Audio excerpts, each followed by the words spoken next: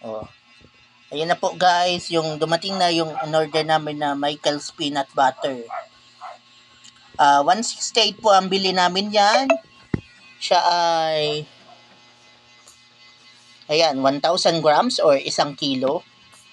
168 po kasi kasama na yung shipping fee. Anong ginawa namin sa Michael's Peanut Butter? Ginawa po namin na, ayan, pulburon. Isa po sa mga sikreto ng Mana Food Special Pulburon na peanut flavor, hindi, hindi lang po siya ordinaryong mani, kundi peanut butter po talaga na may quality. Kaya masarap. Ang isa po nito ay 10 pesos po ang isa. Pag tatlo is 25.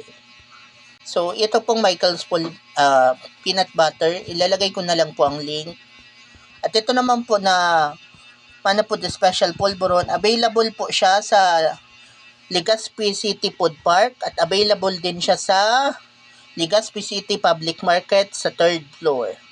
O yan. Yan po ang isa sa mga sekreto ng Mana Food Special Pulburon. Totoong peanut butter ang nilagay at hindi lang flavoring. O diba? Kaya bumili na po kayo. Thank you.